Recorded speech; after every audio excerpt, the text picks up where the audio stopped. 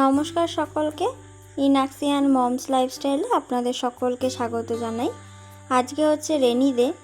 কালকে রাত থেকে এত বৃষ্টি পড়ছিল, সকালবেলা ঘুম থেকে উঠে দেখি যে এত রাস্তাতে জল জমে গেছে, ঘরের সামনে তো প্রচুর জল জমে গেছিলো।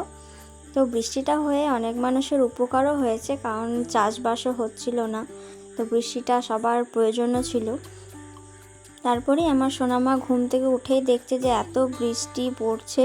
ও তো বৃষ্টি দেখতে খুব ভালোবাসে, মানে প্রকৃতি দেখতেই ও খুব ভালোবাসে। গাছপালা, ফুল, পাখি, যদি কোনো পাখি উড়ে বসে গাছে তাহলে তো ওই পাখিটাকেই দেখবে।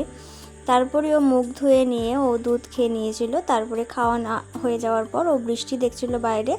আর এদিকে ওই যে ছোট দাদাই ওর দাঁড়িয়ে আছে, ছোট দাদাইয়ের সাথে ও এখান থেকেই গল্প করছিল আর ছোট দাদার সাথে নাচ দেখাচ্ছিল। তারপরে ওর মিমি চলে আসে ওর কাছে, মিমির সাথে একটু খেলা করে নেয়। তারপরে আমি ছাদে চলে গেছিলাম, ছাদে বৃষ্টি দেখতে খুব ভালো লাগে আর ভিজতেও খুব ভালো লাগে।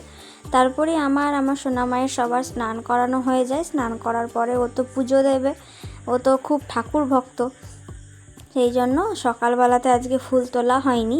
চান টান করে নেওয়ার পরই আমার মা ওকে নিয়ে ফুল তুলতে বেরিয়েছিল। মা তাকা, তুমি বৃষ্টি দেখছো বাবু? ও বাবু, তুমি বৃষ্টি দেখছো? বাইরে বৃষ্টি পড়ছে দেখছো? আমার সোনা আমার দিকে তাকাই গো। আমাদের বাড়ির সামনেই একটা ছোট্ট টগর ফুলের গাছ আছে, তো ওখানে এত ফুল ধরে, অনেক ফুল ধরে। 2-3 জনা এসে নিয়ে যায়, আমাদেরও পুরো ঠাকুর ভরে যায় ফুলে। তো ওই ফুলগুলো তুলতেও খুব ভালো লাগে, থোকা থোকা টগর ফুল ফোটে।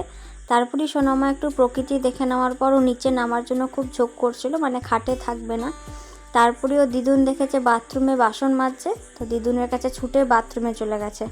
এত জল ঘাটার নেশা, মানে কেউ বাথরুমে গেলে ওকে জল ঘাটতে যেতে হবে। তারপরে আমি নিয়ে আসার পর ও বাইরে খেলা করছিল। তারপরে ওর ছোটো মামাই ওকে এসে ওর সাথে একটু খেলা করে নিচ্ছিল। ছোটো মামাই একটা লাট্টু কিনেছে, তো ওই লাট্টুটা সোনাই ঘুরাবে, তো সেই জন্যই ও বলছে, ছোটো মামাকে ডাকছিল শুধু, ছোটো মামা এদিকে এসো, আমি তোমার সাথে খেলা করব।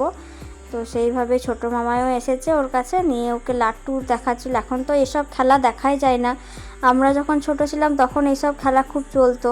লাট্টু, গুটি খেলা, এগুলো তো তখনকার যুগে খুব ভালো আমরাও খেলেছি, এখন তো এগুলো দেখাই যায় না।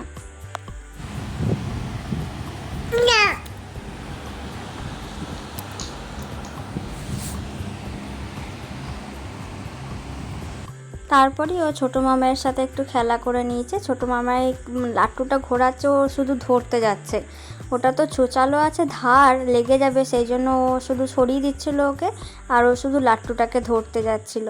তারপরে ও খেলতে খেলতে ক্লান্ত হয়ে যায়, এবং ক্লান্ত হয়ে যাওয়ার পর মাটিতেই শুয়ে পড়েছিল।